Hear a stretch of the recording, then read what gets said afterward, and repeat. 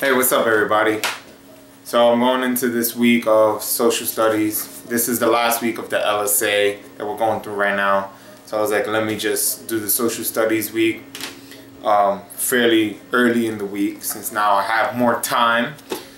Previously, in the weeks before, I was working 2 jobs. I was juggling a lot, you know, 3 girlfriends, doing a lot of different things, always with others. So I was always in demand. I saw myself. I started thinking like, I'm always in demand. I need to take a break. I need to let loose. I need to just rest and let my brain accumulate all this shit that I've learned throughout these whole few weeks.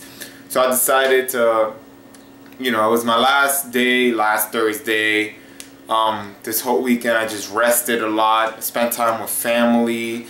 This week I'm looking to spend some time with some friends. I'm preparing for my Chicago interview. You hear what I'm talking about? So I'm going to Chicago next weekend, so I'm really looking forward to that.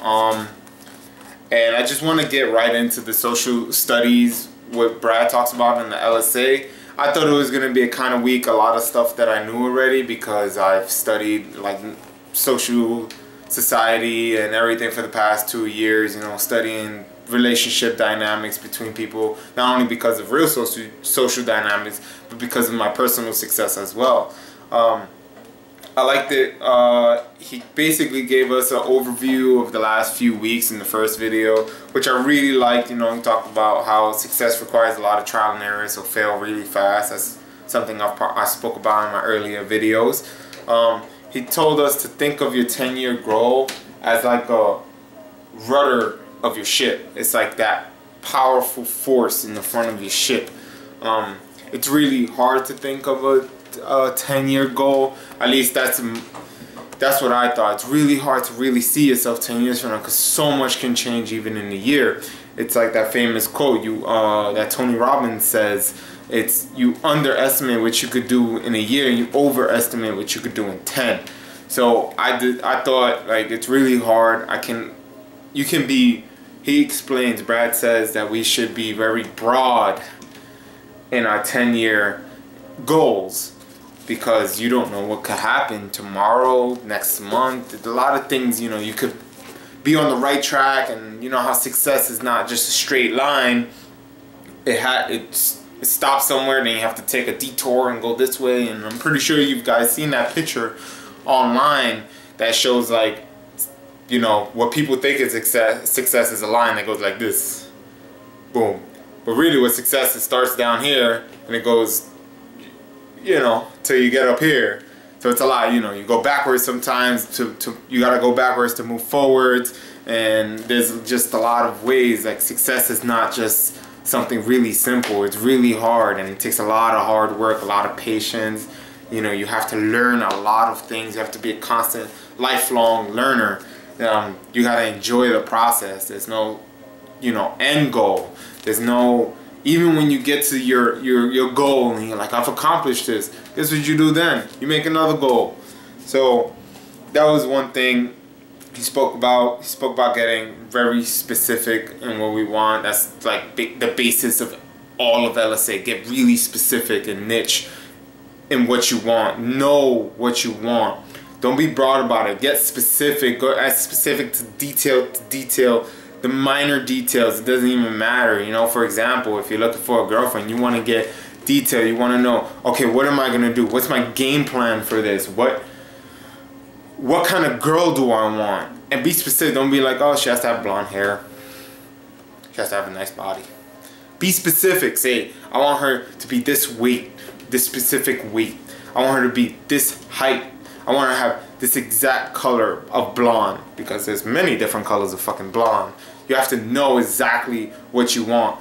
You might not get the exact thing, but you knowing, unconsciously, you'll be looking for that when you go out in game. When you go out looking for this girl, you will start looking for those blondes, and then you'll start figuring out, oh, I like, you know, not that super blonde, it's like platinum. I like girls that have that dirty blonde, maybe. Like one of my girlfriends, I love dirty blondes. I don't like a girl that has too much blonde. I like the nice dirty blonde, and I like the brunette. That's why I like a dirty blonde, because it's kind of, they can switch to a brunette if they decide to, you know. So that's one thing we spoke about. And we talked about have a lot of high self-esteem, always have the same energy as others. So get used to your environment. If you're too high energy, it's a low energy environment. Bring yourself down to the environment. You don't have to bring yourself exactly the same. You know, you want to change your environment. You want to be different from others. You want people to be interested in you. So I really like that. We talked about taking action.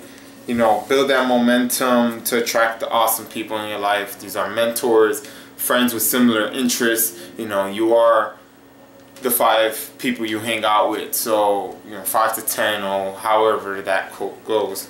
Another thing I have to listen to, I want to listen to How to With Friends and Influence People. That's one of the books that really opened my mind to networking, and it got me, you know, more successful in my job, and it helped me even in game, like having conversations with a girl and meeting friends and meeting people in general. Like I can spark up a conversation because of that book. It has a lot of like, it's so key, that book. It's so golden to have on your shelf, you know, and go back to it whenever you may need it. So, you know, one thing I do want to work on is being the party starter. After this year working 2 jobs, I haven't really partied much. So even when I go out, I'm really quiet and laid back, and I just chill out. A lot of my friends can see that, you know, when I'm out. Prior to this, you know, prior to how busy my schedule was, I was the party starter, always jumping, clapping. Hey everybody, let's go, let's go, let's go. You know, I really, really enjoy that time, and I do want to bring that back. It's there. Just a matter of bringing it out again and getting used to it again, you know, because, you know, working 2 jobs, you always get put down. You can't be too loud. Being the party starter, everyone wants to fucking put you down and say, no, you can't do that. You can't do that. I guess that's where my rebellious attitude comes from. It just gets me upset, but that's for another video. And instead of seeking validation about, you know, I remember one thing I probably have a problem with, I do have a problem with actually, is, you know, I learn so much. A lot of my friends don't read books. A lot of my friends don't watch the things I watch. A lot of my friends won't do something like this. When I told a few of my friends and even some of my coworkers that I was doing LSA and I paid this much money for it, they were like, oh shit, are you kidding me? Are you stupid? Who is this guy? You're gonna get scammed, and this money, and you threw money at somebody to teach you things that you probably already know, and blah blah blah blah blah. And they just put you down, and you know, it kind of hurt because these are people that are close to me. But then I understood, like, they care for me. That's why, you know, they told me that, and they were like, oh my god, you know, they became all frantic because they knew, like, they care for me. They don't want me to get scammed. I understand, but they don't understand where I'm coming. They don't understand that I'm trying to grow. I'm trying to be the best version of myself, as Elliot Hall says. You know, and it kind of hurt to know that that was happening. And it's like, okay, you know, even though I can talk about these things, it's like, am I seeking validation to talk about it, or am I truly helping people? And I want to truly help people. You know, I don't want to just be that guy that know it all, and oh, Ruben thinks he's so smart. I don't want to be that guy. I definitely want to be a person to give value, lots of value. You know, it's value-based society. Money, you know, as the more value you give, the more money you receive, right? I want to be that person that gives value. The money, I know the money will come. I just have to be patient. I have to know that the money will come. You know, after LSA, my plan is to continue making videos, on weekly videos on stuff that I learned that week. I'm even thinking daily videos on stuff that I learned that day. I actually posted a nice Business Insider article on how to be, on steps to be smart, like small things you can do every way to be smart. And one of them was like, explain what you learned to others.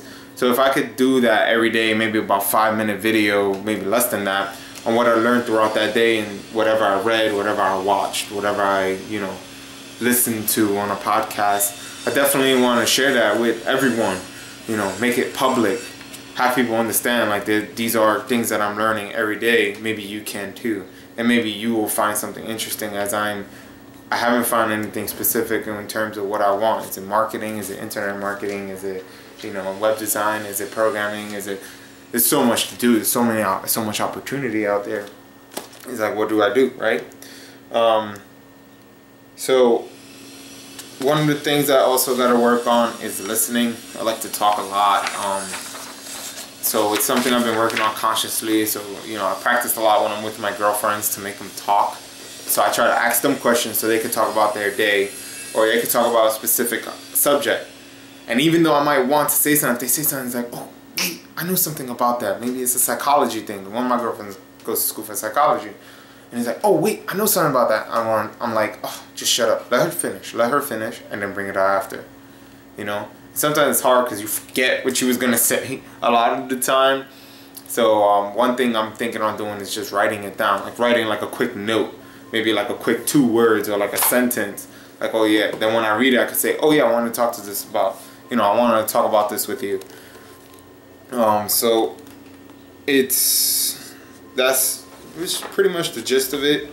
One thing he talked about a lot, because this was a big week, you know, we had instead of 4 usual videos, we had 5 videos this week, so that was a little extra. A lot of it was, I'm just going through this, I'm reading this off my notes right here. It's forcing your frame, be the one to force the frame from the very beginning.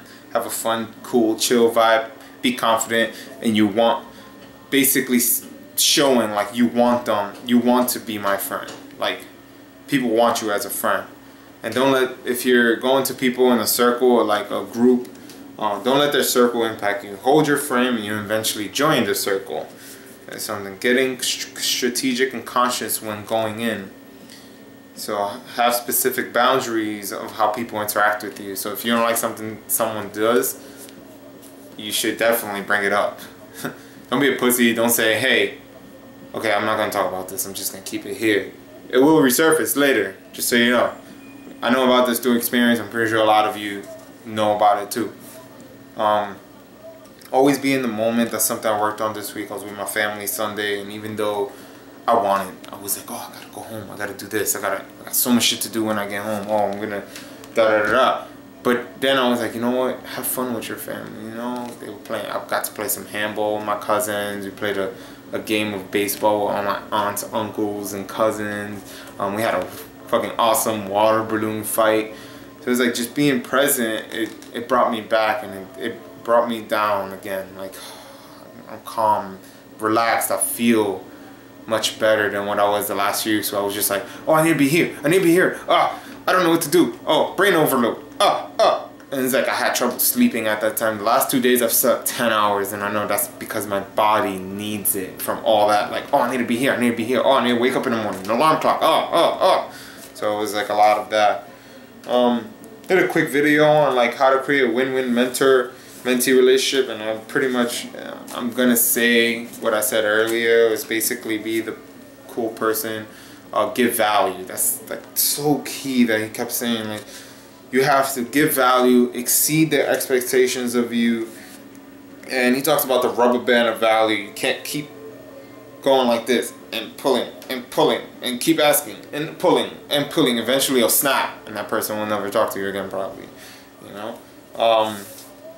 What else he say? There's no short-term answer. At some point you have to move beyond your mentor. So after you learn everything you need to know, move on. You can keep a friendship though. I don't want this video to last too long. It talks about creating a healthy, intimate relationship and what creates attraction. Now this is something that I really want to, what most of my videos will be on in the future. Not only, I'm thinking on doing 2 channels, so this channel will stay a weekly channel. My other channel will be the daily one that I spoke about earlier, of like things that I learned that day. So my weekly channel is going to be based upon like attraction, relationships, not per se game. There'll be a little game in there because I've been doing that for 2 years, and I learned a lot from RSD, you know, Richard Loruna, like all these big time guys in the industry, you know, even Neil Strauss, like old school, you know, I even learned from that. I took a little bit of everybody, you know, so it's like that's something I'm going to be talking about a lot. One of the books he spoke about was The Way of Superior Man. Great fucking read. Not only did he say it, but if you watched RSD Tyler's newest video on his RSD Free Tour channel, he pretty much spoke about relationships. It's such a great video. Like, I think everyone should watch it, especially if you guys are looking, like, it doesn't matter what kind of relationship you're looking for, whether that's multiple, monogamous, you want to have booty calls, you want to just knowing how to keep a girl around, you want to watch that video. It's so golden. It's such a great video. I definitely recommend that. So I'm gonna end it here. You know, I'm gonna end it here because I don't want this video to last too long. You will definitely hear from me within the next few days because it's the last week of LSA. I can't wait to talk about the last week. I'm probably gonna split that up into 2 videos. That sounds like a plan, so I can give a brief summary, things that I've learned, what I'm gonna do after this. I have a feeling that 2014, 2015 is gonna be a great fucking year. So looking forward to it, and I'll see you guys next week. Peace.